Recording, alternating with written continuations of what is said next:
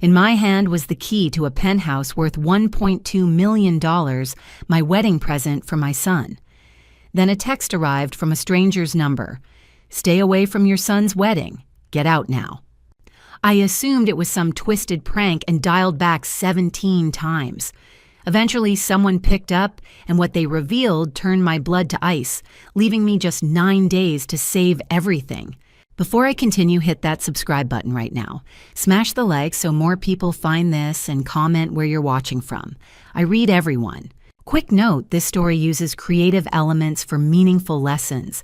Any resemblance to real people or places is coincidental, but the message matters. I was holding the keys to a $1.2 million penthouse in Cherry Creek when my phone buzzed with a message that would change everything. The October afternoon light poured through floor-to-ceiling windows, painting the empty living room gold. From where I stood, Denver sprawled below the Front Range, rising beyond like ancient sentinels. Those peaks had watched me build my life here for 40 years. 40 years. God, where had the time gone? I walked through the space, slowly, footsteps echoing off hardwood floors. The kitchen gleamed with appliances Nathan would probably never use. The master bedroom opened onto a balcony overlooking Piedmont Park, where autumn had set the trees ablaze. Every detail was perfect. This wasn't just real estate. This was redemption. I'd bought this penthouse for my son, Nathan, 29 years old, getting married next Saturday, starting a family. $1.2 million might seem extravagant, but what's money compared to family? Compared to knowing your only child won't struggle the way you did, 1984. That's when I arrived in Denver with nothing but a high school diploma and hunger. Richard was with me, then my husband, my partner. We started with a single duplex in Capitol Hill, fixed it up ourselves. Then another property, and another.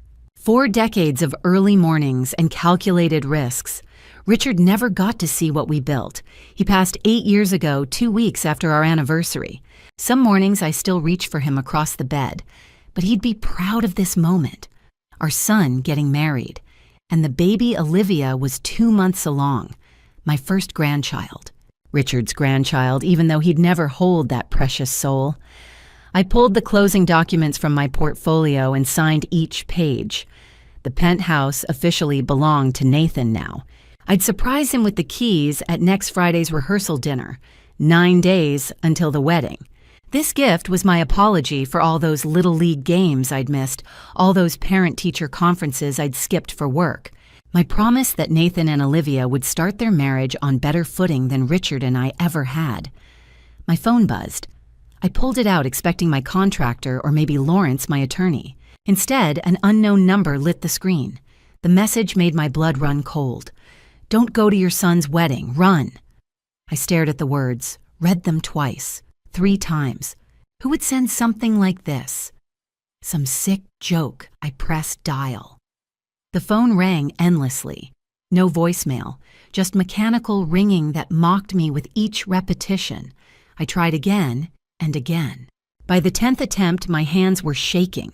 The rational part of my brain, the part that had negotiated million-dollar deals without flinching, insisted this was nothing.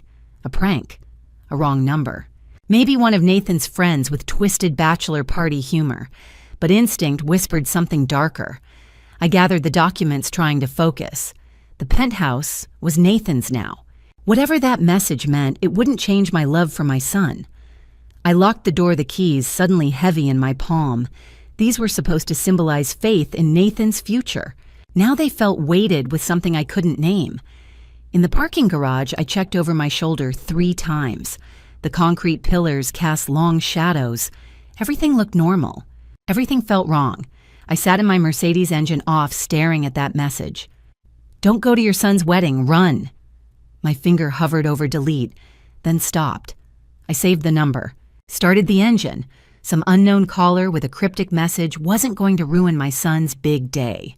As I pulled into late afternoon traffic, I had no idea that in 9 days, I'd wish I'd listened to that warning. By the time the unknown number finally answered, I'd called 17 times. It was Thursday night, 11:47. I sat in my home office, the lamp casting long shadows across my desk, a glass of whiskey I couldn't bring myself to drink, sitting untouched beside the phone. Eleanor. The voice was rough-weighted with something between regret and urgency. I recognized it instantly, though I hadn't heard it in 8 years. William Sterling.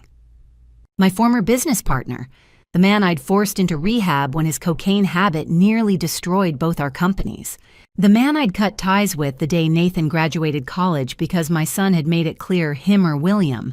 I'd chosen Nathan. "I'm sorry," William said. "I didn't want to do this over text, but I couldn't risk calling from my regular number. If they knew I'd warned you..." "If who knew William, what the hell is going on?" A pause. I heard traffic in the background, the distant wail of a siren. Tuesday morning.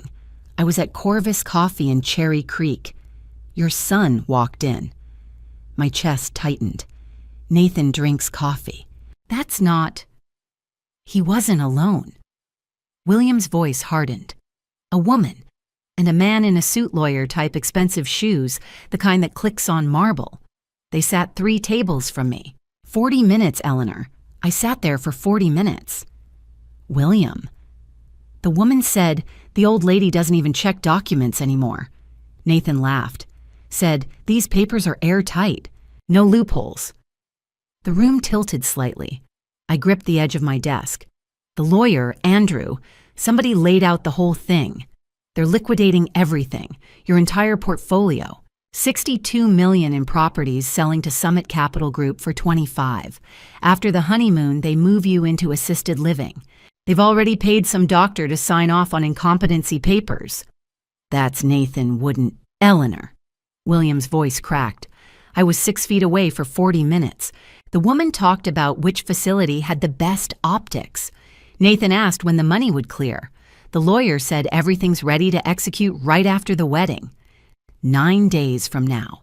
The wedding I'd been planning for 6 months. The penthouse I'd just signed over. The grandchild I'd been dreaming about. "You're wrong," I whispered. "You're William. You've been sober for, 6 years? Maybe you..." "Don't." His voice turned sharp.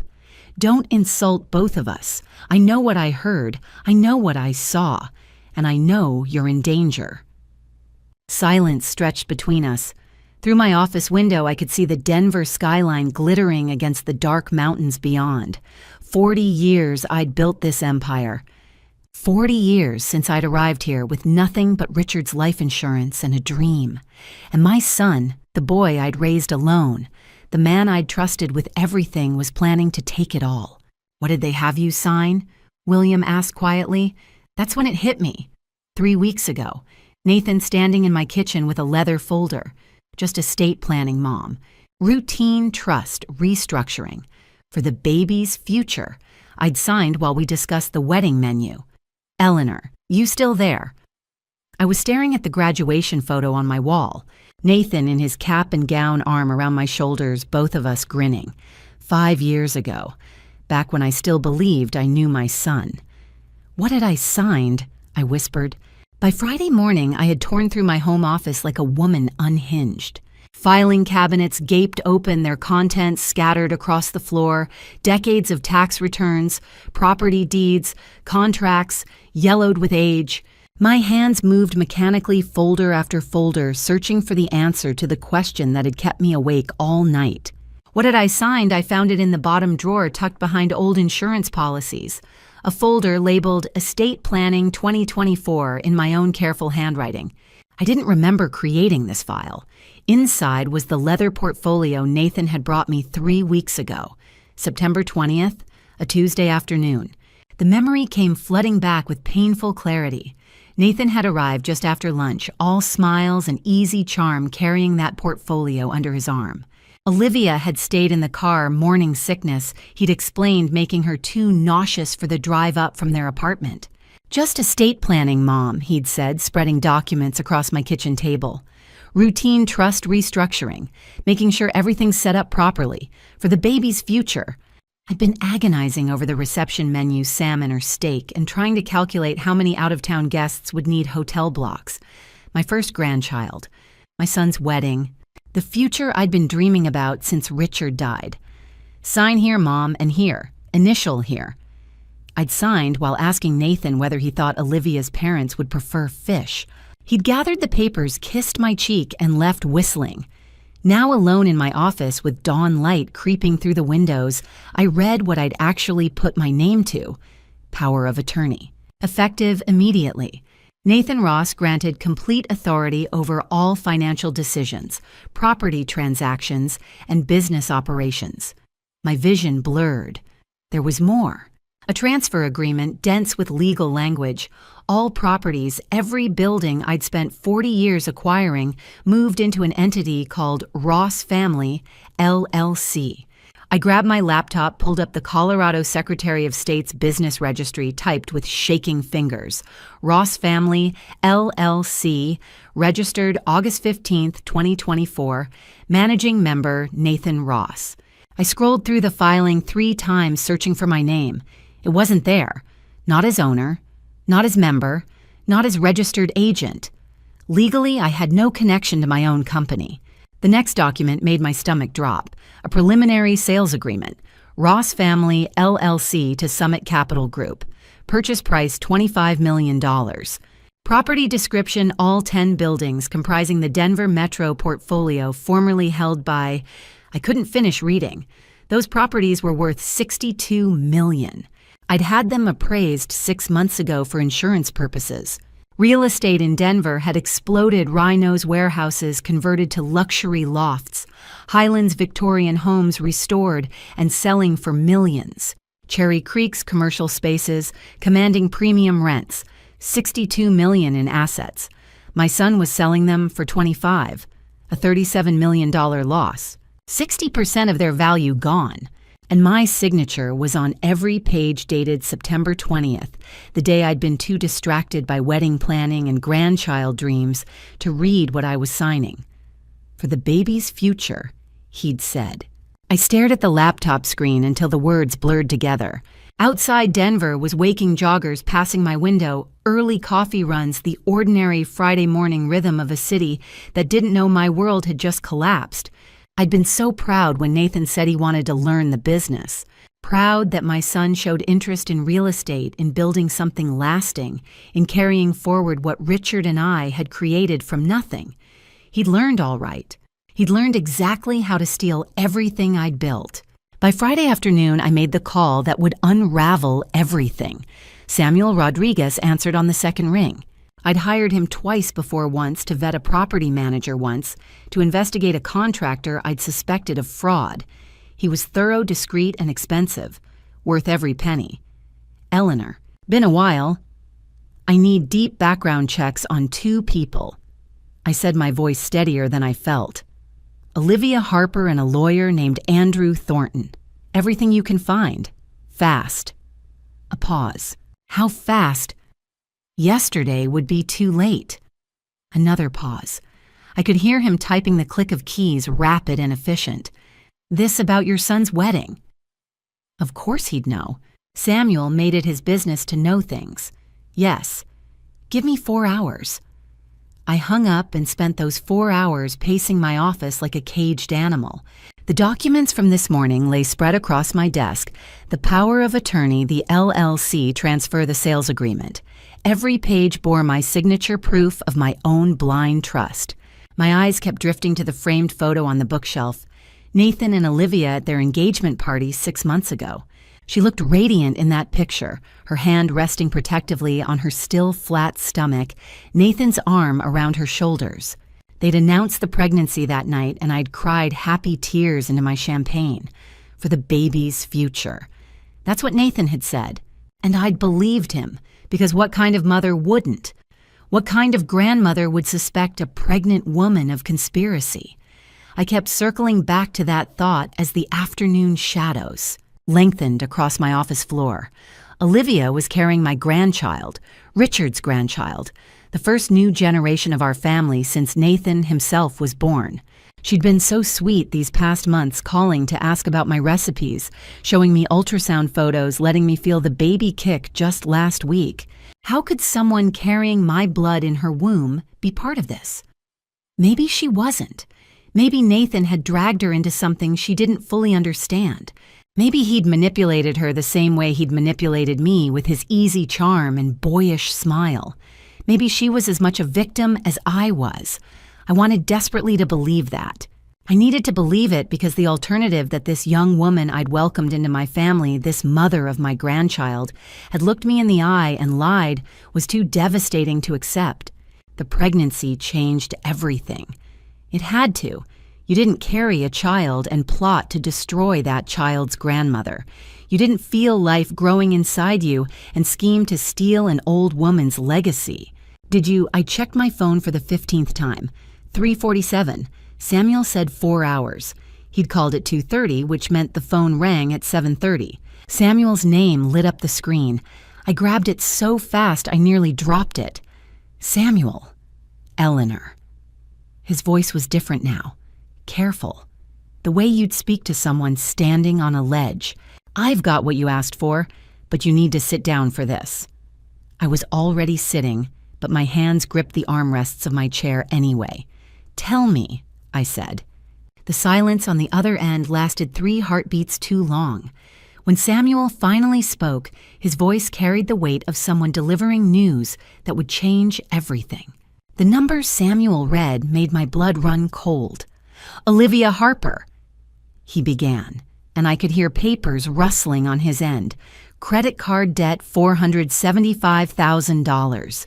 Maxed out across 7 cards in the last 18 months. I grabbed a pen, my hand shaking as I scribbled on the notepad beside me. $475,000. Spending pattern shows luxury goods, Gucci, Prada, Louis Vuitton. High-end restaurants, travel deposits for trips to the Maldives, Santorini, jewelry purchases at Tiffany's. This isn't someone living beyond their means. This is someone hemorrhaging money. And Nathan. Samuel's pause felt deliberate. Personal loans totaling $130,000. He's also leasing a Porsche Cayenne he can't afford $3,800 a month. The apartment in Highland $4,500 a month. He signed that lease in August. The same month Ross Family LLC was registered. They've been drowning for 18 months, Samuel continued. Both of them. Then suddenly, August 15th. Nathan creates this LLC. 2 weeks later, September 1st, preliminary agreement with Summit Capital Group appears. Your signature goes on the transfer document September 20th. I did the math in my head. They'd planned this. Months of planning. While Olivia smiled at family dinners and Nathan talked about learning the business. Why sell so low? I heard myself ask. $62 million in assets for 25. That's desperation, Samuel said flatly. They need cash now, not fair market value. Summit Capital knows it. They're vultures circling a carcass. Probably figured out Nathan's in over his head and negotiated accordingly. I sat frozen in my chair, staring at the numbers I'd written. My son, drowning in debt, stealing from his mother to save himself. But still, some stubborn part of me searched for an explanation that didn't shatter me completely. Maybe Olivia pressured him, I said. The words sounded pathetic, even as I spoke them. He's about to be a father. Maybe he panicked. Maybe he thought, Eleanor. Samuel's voice gentled. I know you want to believe. He's my son. My voice cracked. He's about to have a baby. People change when they become parents. They grow up. Maybe this is just... Maybe he made a mistake and once the baby comes... The silence on the other end stretched so long I thought the line had dropped. Samuel. Eleanor. He exhaled slowly. There's one more thing. Something in his tone made my stomach drop. It was the same voice he'd used 3 years ago when he'd told me the contractor I'd trusted had been skimming for months. The voice of someone who didn't want to be the bearer of bad news but had no choice. What? I whispered. Another pause. This one felt like it lasted a lifetime. When Samuel finally spoke, each word landed like a hammer blow. I need you to understand something before I tell you this. What I'm about to say, it changes everything. Once you know, you can't unknow it. My fingers gripped the phone so tightly my knuckles turned white. Through my office window, the Denver skyline glittered against the darkening mountains, oblivious to my collapsing world. "Tell me," I said. The silence that followed was the longest of my life. Olivia Harper's legal name until 2019 was Emma Thornton. The world stopped. She changed it in March 2019. Samuel continued. Complete identity overhaul, new name, new social media presence, new history, professional job, no red flags unless you dig deep. Thornton. Thornton. The name echoed in my head like a church bell, each repetition bringing a memory closer to the surface. "Andrew Thornton," I whispered. Her brother, Samuel, confirmed. "Want to hear the rest?" I couldn't speak. My mind was already spiraling backward 15 years into the past. Summer 2009. Andrew Thornton had been 25, fresh out of law school, eager and bright.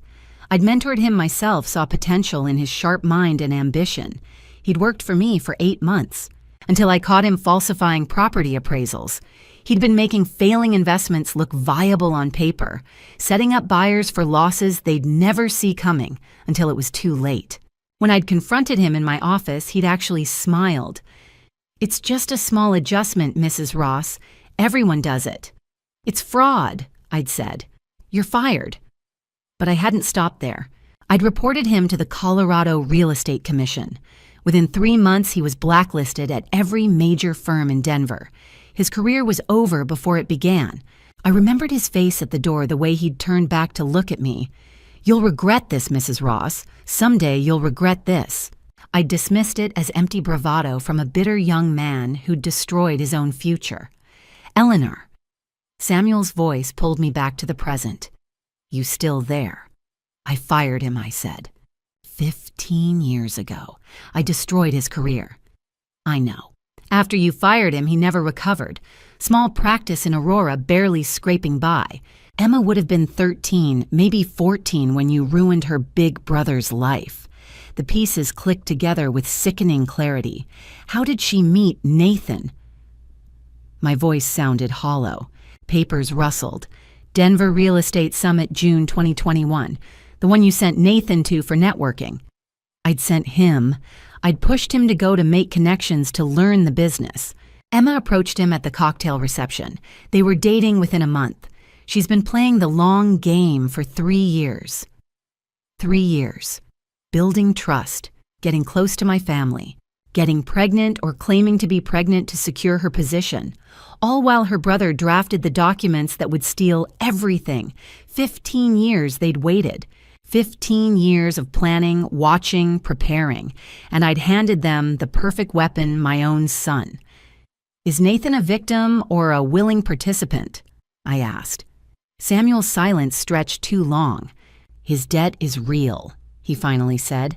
"The desperation is real. Whether Emma manipulated him into this or whether he jumped at the chance once she offered a solution that I can't tell you.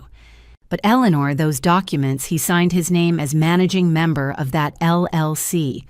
He brought those papers to your kitchen. He watched you sign." My son had been hunted. That much was clear. But had he also become a willing hunter? Saturday evening, October 12th, I opened my door with a smile I didn't feel. Mom Nathan wrapped me in a hug that felt like betrayal wearing skin. Olivia Emma followed with wine and flowers, her hand resting protectively on her stomach. My supposedly pregnant future daughter-in-law. I hugged them both.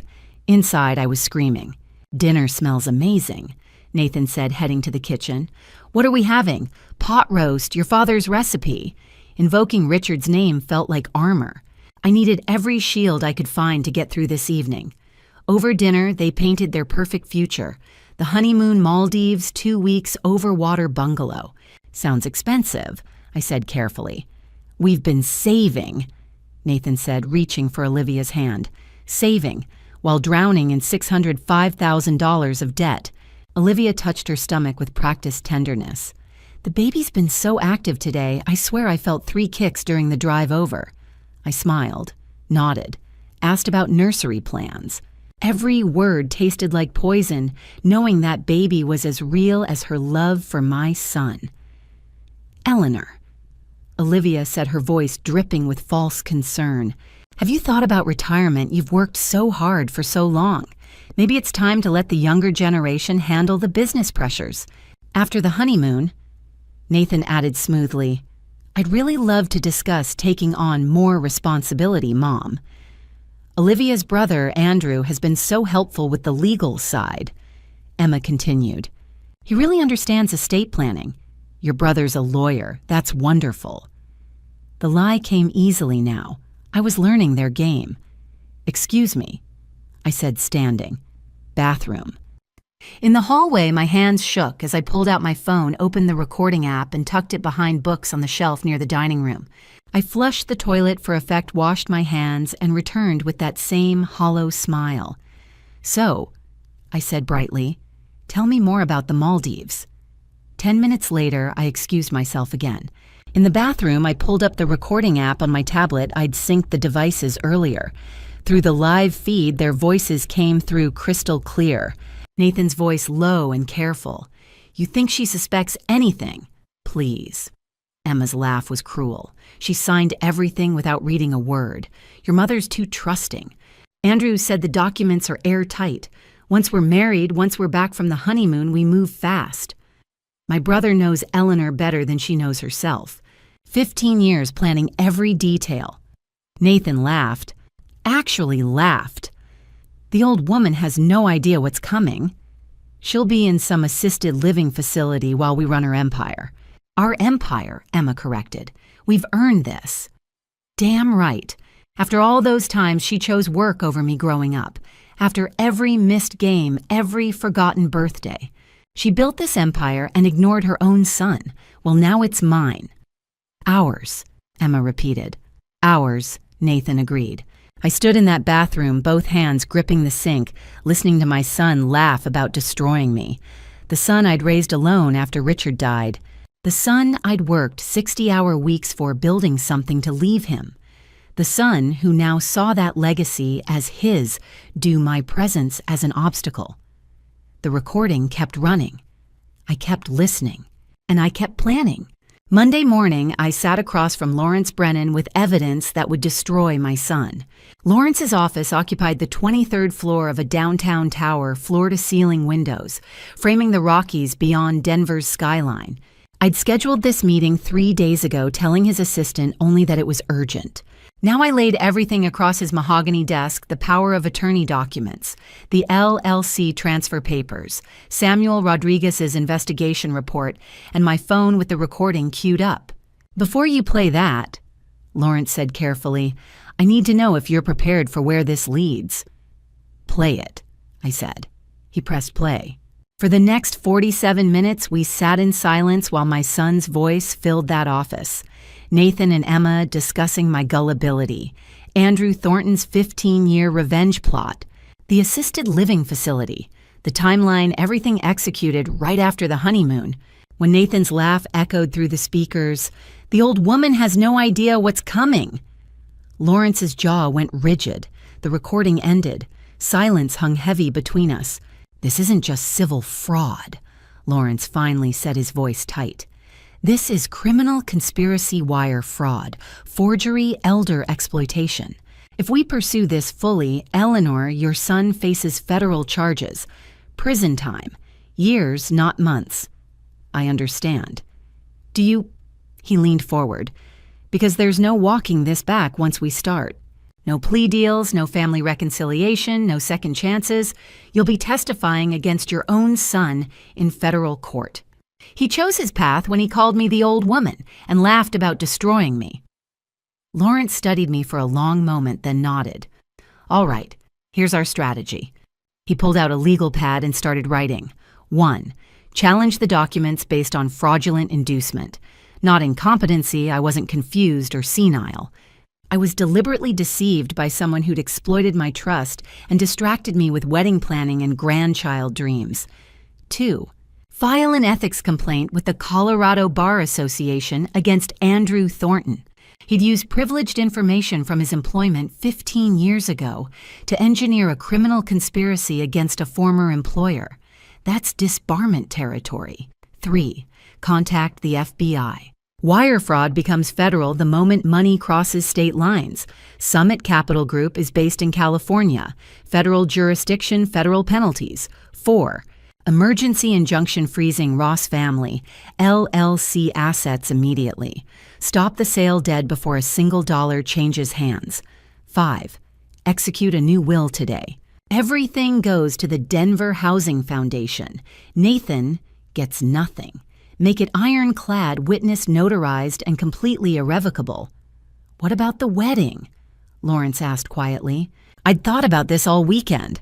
150 guests, family, friends, business partners, people who'd watched Nathan grow up, who'd congratulated me on his engagement. I want everyone to know, I said. Every person in that room needs to witness the truth. I want it public so there's no spinning the story later. No redemption narrative, no family dispute explanation. Eleanor. Lawrence's voice softened. He's still your son. Once this goes public, he stopped being my son when he plotted to have me declared incompetent and locked away. My voice stayed steady. He made his choice. Now I'm making mine. Lawrence nodded slowly. When do you want to do this? Saturday, at the ceremony, before the vows. That afternoon, I texted Nathan, so excited for Saturday's sweetheart. The seating chart looks perfect. He responded within minutes.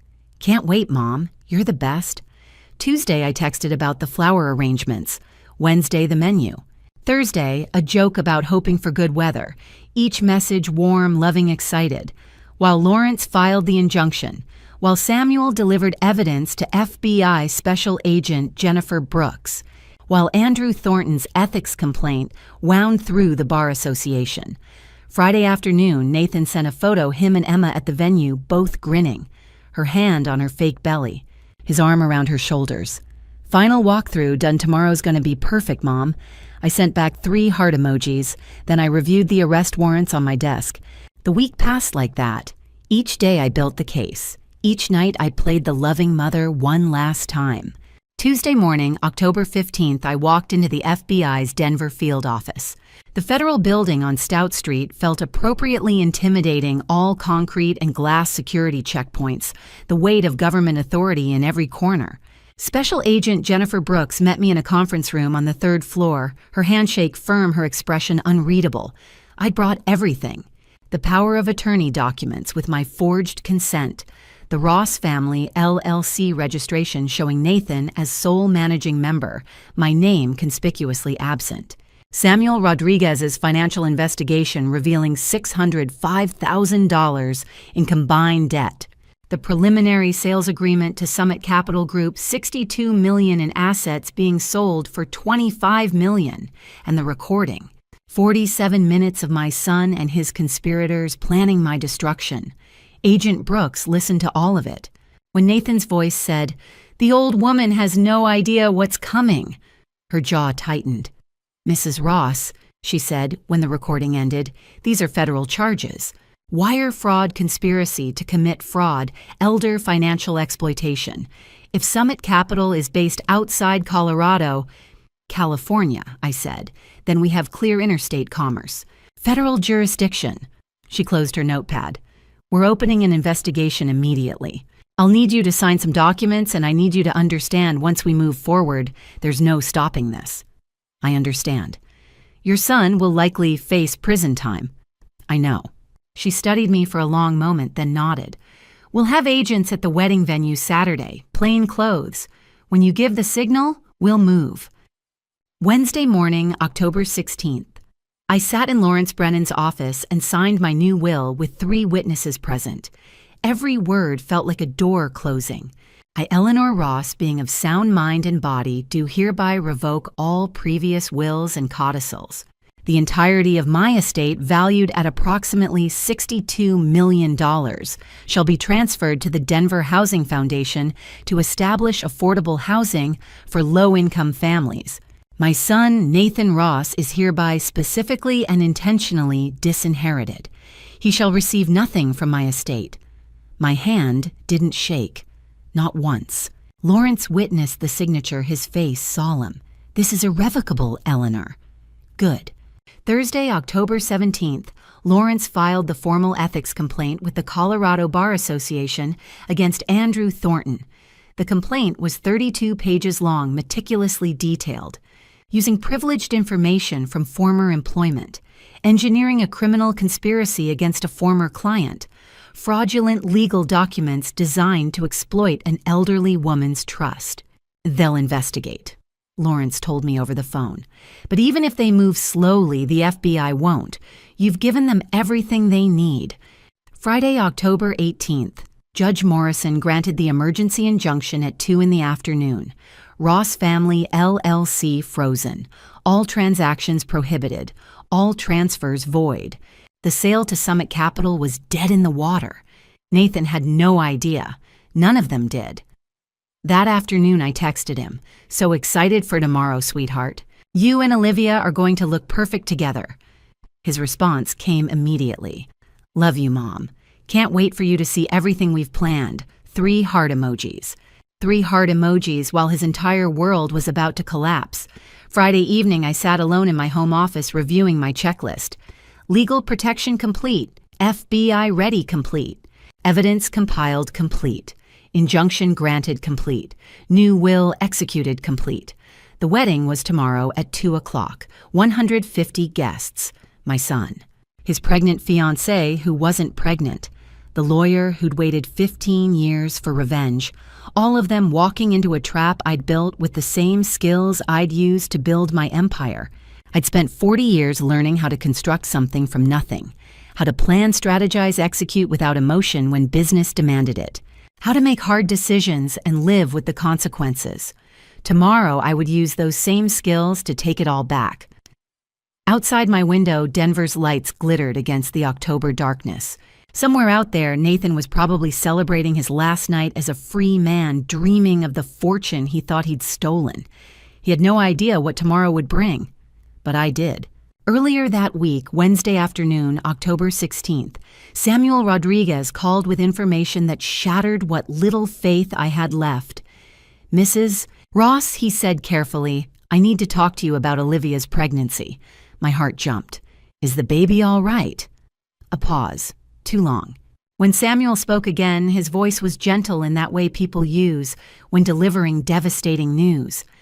"Mrs. Ross, there is no baby." The world tilted. I gripped the edge of my desk. "What, she's 2 months along. I've seen the ultrasound photos. She let me feel the baby kick last week." That ultrasound photo is from a stock image website. I traced it back to the source. Getty Images purchased 3 months ago using a credit card registered to Andrew Thornton. I couldn't breathe. "I checked medical records through my contacts," Samuel continued. "Olivia Harper hasn't visited any OB/GYN in the Denver metro area, not once. The doctor whose name is on her paperwork, Dr. Marcus Webb. He's a former client of Andrew Thornton's." "Former client," I repeated numbly. Dr. Webb was disciplined by the Colorado Medical Board 3 years ago for falsifying patient records, lost his hospital privileges. Now he runs a small practice in Aurora, barely staying afloat. The kind of doctor who might be willing to create fake medical documents for the right price. My hand found the photo frame on my desk. Nathan and Olivia at the engagement party, her hand on her flat stomach, both of them glowing with joy. I'd cried happy tears that night. Tears for my first grandchild. Richard's first grandchild. The baby who would carry our family forward. "But she touches her belly," I whispered. "She talks about the baby kicking. She looks radiant. It's a performance, Mrs. Ross, and it's a damn good one." I thought of every conversation about nursery colors, every discussion about baby names, Olivia's hand constantly resting on her stomach in that protective maternal gesture, the way she'd glow when talking about feeling the baby move. All of it. Lies. Based on text messages I recovered, Samuel said, "I believe the plan was this. After the honeymoon, she stages a miscarriage. You're devastated, grieving, distracted. You don't ask questions while they liquidate your assets. By the time you realize what's happening, everything's gone." The cruelty of it took my breath away. They'd weaponized my grief over Richard never meeting his grandchild. They'd manipulated my deepest maternal hopes, twisted them into a tool for theft. Does Nathan know it's fake? My voice sounded hollow, even to my own ears. Another pause. This one felt like falling. There are text messages between him and Olivia referencing the baby story and how well it's working. I'm sorry, Mrs. Ross, he knows. He knows. My son knows there's no baby. My son helped plan this elaborate deception. My son watched me cry happy tears over a grandchild that didn't exist and said nothing. Mrs. Ross, you still there? I'm here. I'm sorry. I know this isn't send me everything. The stock photo source, the doctor's information, the text messages. I want every piece of evidence. I'll email it within the hour. I hung up and stared at the photo on my desk. Nathan, at 5 years old, holding my hand, his gap-toothed smile bright with innocence. He'd been so small then, so trusting. After Richard died, it had been just the two of us against the world. When had that little boy turned into this? Or had I created this monster myself? Had my 60-hour work weeks and missed Little League games and chosen business trips over birthday parties built? The resentment that led him here. Had I built my empire and destroyed my son in the process? The questions burned, but they didn't change what came next. Saturday was still 3 days away. The next morning, Thursday, October 17th, Samuel called again. Mrs. Ross, I found something else about Nathan. I gripped the armrest of my chair. I audited your company's financial records. Nathan's been stealing from you for 2 years. Dow, what no? The conspiracy only started in August. The conspiracy to take everything started in August, Samuel said gently. But the theft started in 2022, 2 years ago. While I'd been teaching him the business, trusting him with company accounts, proud my son wanted to learn. I found discrepancies going back 24 months. Small amounts at first, probably testing to see if you'd notice. 3,000 here, 5,000 there, then bigger. 15,000, 25. By this year, 40,000 at a time. $200,000. My son had stolen $200,000 from me. He was good at covering his tracks, Samuel continued. Fake expense reports, phantom vendors burying transfers in legitimate transactions. He learned your systems and used them against you. I thought of every family dinner over the past 2 years, every hug, every I love you, Mom. Nathan sitting across from me smiling while knowing he'd stolen from me that very morning. 730 days, 2 full years of theft. There's more.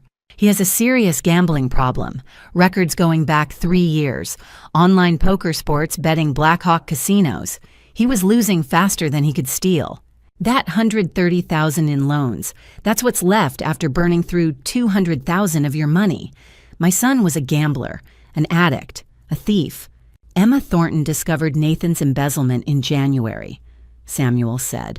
I found text messages. She didn't report him. She blackmailed him. Help us take everything or I'll tell your mother about the gambling and theft.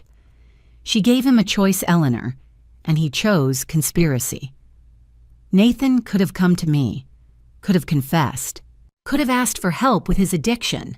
Instead, he'd chosen to destroy me. Is this my fault? The words escaped before I could stop them. Did I work too much? Was I a terrible mother? Samuel was quiet for a moment. Addiction is a disease, but theft is a choice. Conspiracy is a choice. At every step, Nathan chose the path that hurt you most. That's on him, not you.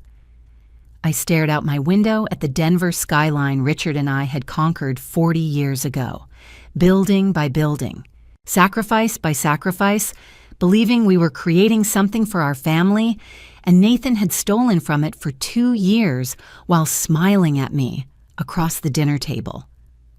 Tomorrow was the wedding. Nathan thought he was clever, thought his plans were airtight, thought his fake pregnancy and conspiracy were foolproof. He had no idea I knew about the phantom baby. No idea I knew about the gambling and theft. No idea the FBI was waiting. No idea his entire world was about to collapse in front of 150 witnesses. Tomorrow the world would see exactly what my son had become. And I would make sure everyone knew. 2 years of theft, a fake pregnancy, a 15-year revenge plot. My son chose conspiracy over confession. If you're still with me through this painful journey, comment 1 below. I need to know you're here. Quick note, this story blends creative elements with real lessons. If that's not for you, feel free to exit now. Otherwise, stay with me for what happens next. Saturday morning, October 19th. I stood before the mirror in my bedroom, adjusting the navy blue dress I'd chosen for my son's wedding. Navy, the color of strength, of formality, of control. I opened my safe and removed Richard's wedding band, the one I'd kept for 8 years since his death. I slipped it into my jacket pocket, a reminder of what family was supposed to mean. On my dresser sat 3 photos. Nathan at 5, gap-toothed and grinning. Nathan at 15, sullen teenager with Richard's eyes. Nathan at 25, his arm around my shoulders at his college graduation, both of us smiling. What would you say, Richard? I whispered to his memory that I'm too harsh, that I should forgive our son. But I knew what Richard would say. He'd say integrity mattered, that you couldn't excuse betrayal just because you loved the betrayer. That values meant nothing if you abandoned them when they became inconvenient. I drove to Red Rocks Country Club in Morrison, 20 minutes west of Denver. October in Colorado painted the world gold aspen leaves, brilliant against evergreens, the Rocky Mountains rising like ancient sentinels behind the venue. It was achingly beautiful. The perfect day for a wedding. 150 guests milled about the grounds, colleagues from 40 years in real estate, friends who'd watched Nathan grow up, distant relatives who'd flown in from across the country. Such a proud day for you, Eleanor. That penthouse was such a generous gift. Your son's so lucky to have you. I smiled, nodded, thanked them. Every word tasted like ash. Through the crowd, I spotted Andrew Thornton in an expensive suit, his smile victorious. Our eyes met across the lawn. He raised his champagne glass slightly, a private toast to what he thought was his impending triumph. I nodded politely and turned away. Through a window, I glimpsed Olivia in her bridal suite. White dress, veil, her hand resting on her fake pregnancy, the performance so perfect even now. I wondered if she'd practiced that gesture in front of a mirror, if she'd studied pregnant women to get the movements just right. Nathan found me near the ceremony space. Mom. He hugged me tight. Thank you for everything. The penthouse, your support, being here. I know I don't say this enough, but I love you. I looked at his face, searched for guilt, for hesitation, for some trace of the little boy he'd been, found nothing but excitement, triumph. The expression of a man who thought he'd gotten away with everything. You're my son, Nathan, I said. I'd do anything for you. It was the last honest thing I would say to him. The ceremony was scheduled for 3 o'clock. I took my seat in the front row, the mother of the groom, right where tradition dictated. Around me, guests settled into white folding chairs. The string quartet began tuning their instruments. Flowers perfumed the autumn air. Through the crowd, I caught Officer Ryan Burke's eye. He was positioned near the exit plain clothes, looking like just another guest. He gave me the slightest nod. Agent Jennifer Brooks stood near the back, her hand resting casually near her jacket. 2 more agents I'd been shown photos of flanked the sides. Everything was in place. The ceremony would begin at 3. I would watch my son marry the woman who'd deceived us all. And I would wait. 3 o'clock. The string quartet shifted into Pachelbel's canon, and the ceremony began. The outdoor venue was picture perfect. White chairs arranged in neat rows facing a flower-draped arch. The Rocky Mountains rising behind like silent judges. Autumn sunlight filtering through golden aspens. 150 guests turned to watch the processional. Olivia appeared at the end of the aisle in white lace, her veil floating in the October breeze. Her hand rested prominently on her belly that practiced maternal gesture she'd perfected over months of deception.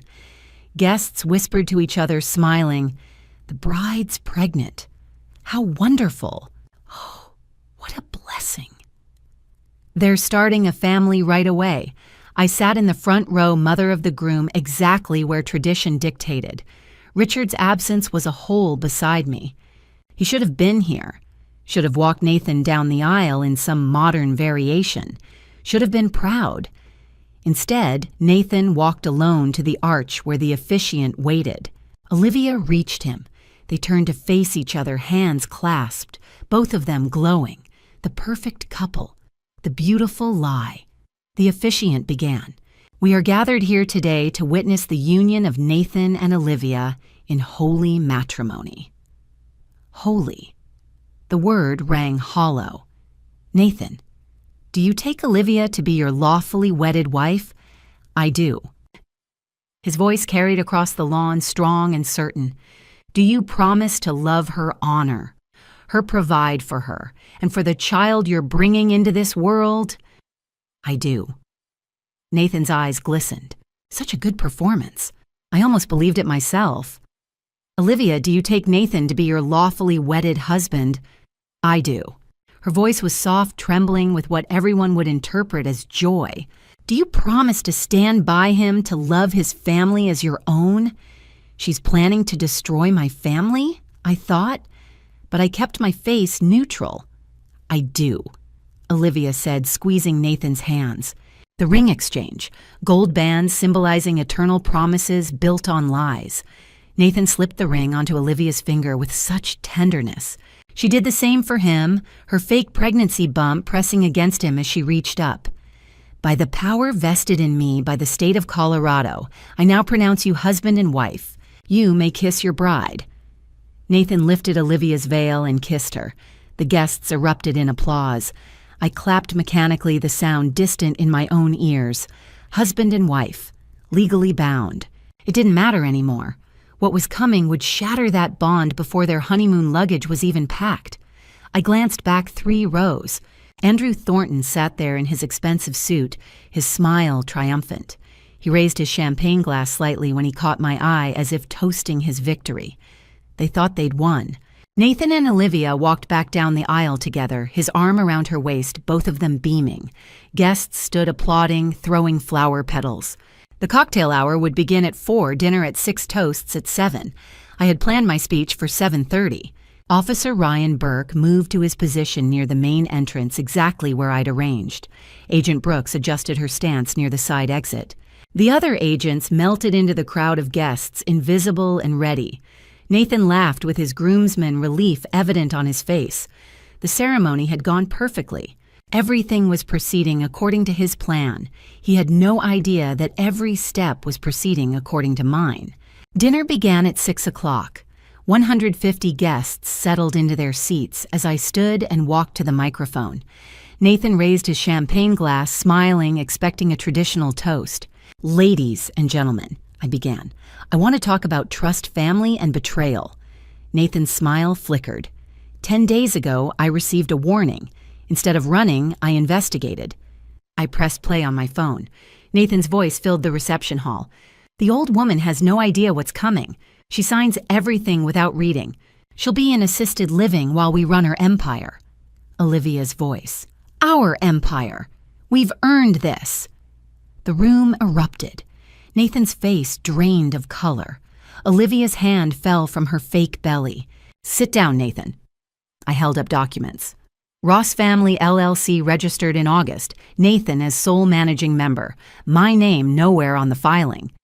This LLC was created to transfer my $62 million portfolio to Summit Capital for $25 million, a $37 million loss. Gasps rippled through the crowd.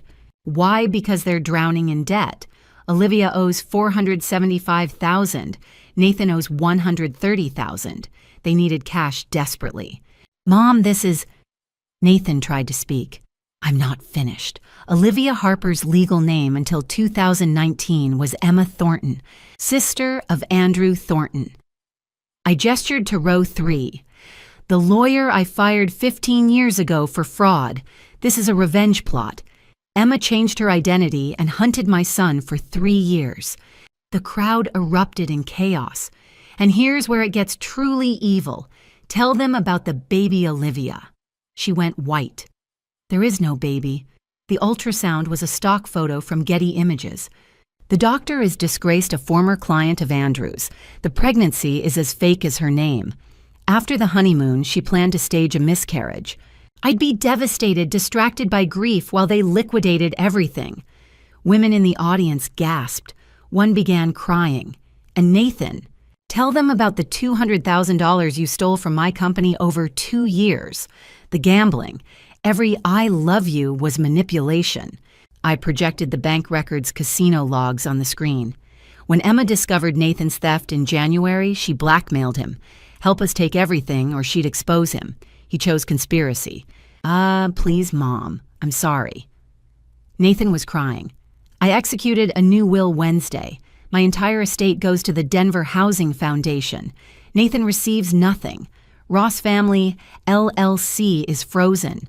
The sale is void. I looked at Officer Burke. Additionally, I've worked with the FBI all week. Agent Brooks stepped forward, badge visible. Andrew Thornton, you're under arrest for wire fraud and conspiracy. Burke caught Andrew at the door. Handcuffs clicked. Emma Thornton, you're under arrest for conspiracy and identity fraud. An agent approached Emma in her wedding dress. Nathan Ross, you're under arrest for embezzlement and wire fraud. Mom, please, I'm still your son. I looked at the little boy with the gap-toothed smile who'd become this stranger. My son died 2 years ago when he started stealing from me. I don't know who you are anymore. I set down the microphone and walked toward the exit. Behind me, chaos erupted. Crying, shouting police radios, 150 witnesses to the destruction of my family. I stepped outside into the October evening. The mountains stood silent against the darkening sky. The wedding was over. So was my family. I drove home alone Saturday night while my son sat in a police interrogation room. The Denver streets passed in a blur, familiar landmarks suddenly foreign. The restaurant where we'd celebrated Nathan's college acceptance. The park where I'd taught him to ride a bike. The coffee shop where we'd met for breakfast just 3 weeks ago before I knew what he was. My phone rang. William Sterling. Eleanor. I heard what happened. Are you all right? I'm fine. The lie came automatically. That took courage. What you did today. It took necessity. I turned onto my street. Thank you, William, for the warning, for giving me time to prepare. I'm here if you need anything. We'd reconnected after 15 years apart after I'd chosen Nathan over our business partnership. Now William was still here and Nathan was gone. The irony wasn't lost on me. My house was dark when I pulled into the driveway. I'd left it 12 hours ago to attend my son's wedding. I was returning to something else entirely, an empty monument to choices I couldn't take back. I walked through rooms that suddenly felt too large. The kitchen where Nathan had brought me fraudulent documents while discussing wedding menus. The office where I'd discovered his theft. The living room where we'd celebrated his engagement to a woman who'd hunted him for revenge. My feet carried me upstairs to Nathan's childhood bedroom. I'd kept it exactly as he'd left it when he moved out at 22, a shrine to someone who maybe never existed at all. Baseball trophies on the shelf, artwork from elementary school still tacked to the wall. I love you, Mom, spelled out in crayon and glitter, his old bed with the navy comforter, posters of bands he'd loved as a teenager. I sat on the bed and picked up the photo on his nightstand. Nathan at 5, holding my hand at the zoo ice cream on his face, pure joy in his eyes. When had that little boy transformed into the man who'd stolen from me? Or had he always been capable of it? And I just refused to see. I thought of all the Little League games Richard had begged me to attend. Come on, Eleanor, he's only young once. Next week, when this deal closes, all the school plays I'd missed, the science fairs, the parent-teacher conferences where Richard went alone because I was in meetings on calls building an empire. Had my absence created the monster, my son became number 1. I stopped that thought before it could take root. Addiction might be a disease, but theft was a choice. Conspiracy was a choice. At every turn, Nathan had chosen the path that hurt me most. That was on him. My phone buzzed. A text from an unknown number. I knew who it was before I even looked. Mom, please. Can we talk? I can explain everything." I stared at the message for a long time, sitting in my son's childhood room surrounded by ghosts of who he used to be or who he pretended to be. The gap-toothed smile in the photo, the crayon artwork declaring love, the trophies I'd been too busy to watch him earn. Maybe someday I'd respond to that text. Maybe someday I'd be ready to hear explanations, excuses, apologies.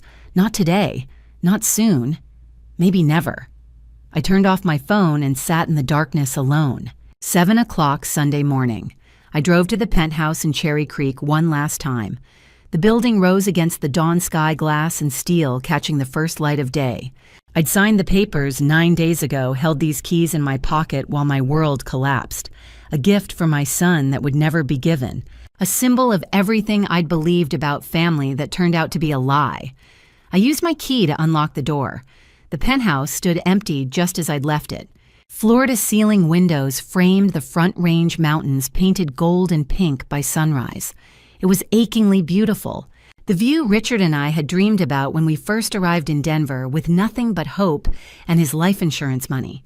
I walked to the center of the living room and stood there, keys heavy in my palm. $1.2 million in glass and granite and breathtaking views. Worth nothing now. A monument to misplaced trust. "I protected what we built," I whispered to Richard's ghost, "but I lost our son in the process. Would he have made different choices? Would he have found a way to save Nathan and the empire both? Or would he have done exactly what I did, chosen? Justice over mercy, consequences over forgiveness I'd never know." 10 miles away, Nathan sat in a jail cell awaiting arraignment. Was he truly sorry? Or just sorry he'd been caught? Did he lie awake thinking about the mother he'd betrayed, or was he calculating his legal defense, planning his next manipulation? My phone buzzed, another text from his number. "Mom, I'm so sorry. Please forgive me. I made terrible mistakes. I need help. Please." I stared at the words. The please repeated like a prayer, like if he said it enough times I'd break. I'd rush to the jail post his bail hire the best lawyers choose my son over justice the way mothers are supposed to. I deleted the message. The love a mother feels doesn't disappear, not even when it should. Somewhere deep inside, I still loved the 5-year-old with ice cream on his face, the teenager who'd cried at his father's funeral, the young man who'd asked to learn the family business. But that person either never existed or died long ago, replaced by someone I didn't recognize. Trust once shattered doesn't rebuild. How could I ever look at Nathan again without seeing the lies, without remembering the fake pregnancy weaponizing my grief, without hearing his voice on that recording, calling me the old woman? While plotting my destruction, I turned back to the windows to the city Richard and I had conquered, building by building, sacrifice by sacrifice. 40 years of work protected, justice served. Nathan, Andrew, and Emma all facing federal charges. My empire saved, but at what cost? I'd won. My assets were secure. My betrayers arrested, my legacy preserved for the Denver Housing Foundation instead of thieves and conspirators. So why did victory feel so much like devastation? I walked to the kitchen and set the keys on the marble counter, a symbolic gesture. The gift abandoned. The future I'd imagined for my son left behind in an empty penthouse with $1 million view. I stepped into the hallway and locked the door behind me, leaving the penthouse as empty as my heart. 6 months after the wedding that never finished, I stood in a Denver courtroom to hear the sentences. The federal trial had been swift. The evidence was overwhelming. The recording the document Samuel's investigation FBI testimony. Nathan, Andrew, and Emma had all taken plea deals rather than face a jury. Now came the consequences. Nathan looked different, thinner, older than his 29 years. His eyes held something that might have been remorse or might have been self-pity. I couldn't tell anymore. He tried to catch my eye as they led him in. I looked away. Judge Morrison read the sentences with no emotion, just the weight of federal law. Nathan Ross, 5 years in federal prison for embezzlement, wire fraud, and conspiracy to commit fraud. The court notes as an aggravating factor that your victim was your own mother. You will also complete mandatory gambling addiction treatment during your incarceration. 5 years. My son would be 34 when he got out, if he served the full term, if he survived it. Andrew Thornton, 12 years in federal prison for masterminding this conspiracy for wire fraud for exploiting privileged information from former employment. You are permanently disbarred from practicing law in any jurisdiction. Andrew's face remained blank. 12 years. He'd be 52 when released. His revenge had cost him everything. Olivia Harper, also known as Emma Thornton, 8 years in federal prison for conspiracy identity fraud, wire fraud. The court finds your fake pregnancy scheme particularly unconscionable, exploiting a grandmother's natural love for calculated financial gain. Emma still legally misses. Nathan Ross, though annulment papers were filed, stared at the floor. 8 years for hunting my son, for weaponizing hope, for turning love into a tool of theft. Dr. Marcus Webb. 3 years in federal prison for creating fraudulent medical documents. Your medical license is permanently revoked. The doctor who'd helped fake a pregnancy for money. 3 years. As they led Nathan away in handcuffs, he turned back one last time. "Mom," he said, his voice breaking. "I'm so sorry." I nodded once. Acknowledgement. Not forgiveness. Not yet.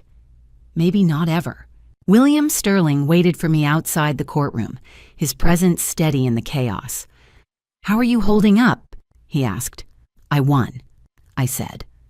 The words felt hollow. Justice was served. The sentences are fair. Everything worked out exactly as it should have. Justice and peace are two different things, Eleanor. I looked at him, this man I'd pushed away 15 years ago, who'd warned me when he didn't have to, who'd stood by me through the aftermath. "I know," I whispered. We walked out of the courthouse together into April sunshine. Denver was blooming spring flowers emerging the city, moving forward as it always did. Life continued whether you were ready or not. Nathan would serve 5 years, Andrew 12, Emma 8. The legal chapter was closed. The empire was protected. The betrayers were punished. But the wounds still bled. I'd won justice. I'd protected everything Richard and I built. I'd ensured that theft and betrayal faced consequences. But every night I ate dinner alone in a house that felt too big, surrounded by photos of a son who either never existed or died long before that wedding day. I'd won everything, except what mattered most. They say time heals all wounds. At 70 years old, I know that's not quite true. Time doesn't heal. It just teaches you how to live with the scars. It's been 6 months since the sentencing. I still live in the house Richard and I bought 40 years ago, the one where we raised Nathan, where ordinary Tuesdays felt like nothing special until they were gone. I hired professional management to run the business. I still own it, but the 60-hour weeks are over. That chapter is closed. Once a month, I meet William Sterling for coffee at Corvus in Cherry Creek, the same place where he overheard the conspiracy that saved everything. We sit at that same table and talk about second chances, redemption, and whether people can truly change. Last month, I gave William the penthouse, the one I'd bought for Nathan, the gift that was never given. "You gave me truth when my own son gave me lies," I told him. "This is yours now," William cried. At 68 years old, 6 years sober from cocaine, he cried in that coffee shop like a child. Together, we're starting the Richard Ross Second Chance program, mentorship for young people struggling with addiction debt, the kind of desperation that makes theft seem like the only option. We're teaching business ethics, financial literacy, how to ask for help before you're drowning. Maybe we'll save someone. Maybe we'll prevent another family from shattering the way mine did. I think about Nathan every day. He's in federal prison in Florence, Colorado, serving his 5 years. He writes once a month. I read every letter. I just don't respond. Not yet. Maybe someday. His letters are full of apologies and therapy insights and promises to be better. I want to believe them. The mother in me wants desperately to believe my son has found redemption in that cell, that he's truly sorry. But trust once broken doesn't rebuild easily. Maybe it never rebuilds at all. Here's what I've learned. What I wish I could tell my younger self. What I want to tell anyone listening to this story: don't let pride cost you your family. I was so proud of my empire, so focused on building something that would last, that I forgot to build a relationship with my son. Nathan didn't need another property or a penthouse. He needed his mother at his baseball games, his graduations, his ordinary moments. He needed me present, not just successful. I built an empire and lost my son. That's on both of us, but I have to own my part. When someone you love betrays you, protect yourself. Absolutely protect yourself. Don't let guilt or family obligation make you a victim. I did the right thing, gathering evidence, calling the FBI, ensuring consequences for fraud and conspiracy. But here's the question I wrestle with every night. 10 years from now, what will I regret more, that I let them get away with it, or that I lost my son forever? I chose justice. I'd make the same choice again, but that doesn't mean it doesn't hurt. If you're listening to this and you have children, hug them tonight, even if they don't deserve it. Especially if they don't deserve it. Tell them you love them. Be present in their lives. Don't wait until success or retirement or next year to build the relationship that matters most. Don't build an empire and forget to build a family. I protected everything Richard and I created over 40 years. I ensured our legacy would help families through the Denver Housing Foundation. I made sure betrayal faced consequences, but I eat dinner alone every night, and no amount of justice changes that. My name is Eleanor Ross. This is my story. These are my scars. Learn from them. Do better than I did. Hug your children tonight, before it's too late. Before you're 70 years old with a $62 million empire and nobody to share it with. Before you win everything except what matters most. My name is Eleanor Ross, and this is what family drama stories teach at 70 years old. Don't be like me. Don't sacrifice children for success. God gave us family to inherit love, not empires. I chose boardrooms over baseball games. When Nathan needed his mother, I gave business lessons instead of presents. These grandma stories online have happy endings. Mine doesn't. God doesn't measure success in dollars, but in relationships, in moments we can't recover in children, lost chasing fortune. If you're working 60-hour weeks thinking, next year, stop. God calls you to build family, not empires. Nathan didn't need my penthouse. He needed me. When betrayal comes in family drama stories, protect yourself.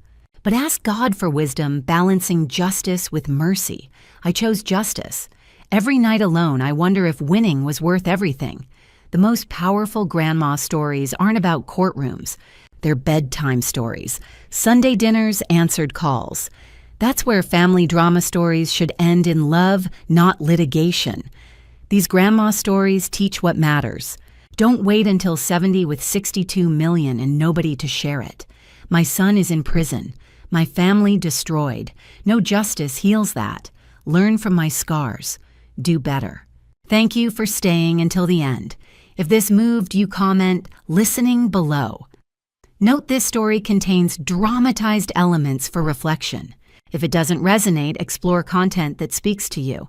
But if it touched your heart, share it with someone who needs this message and subscribe to continue these conversations together.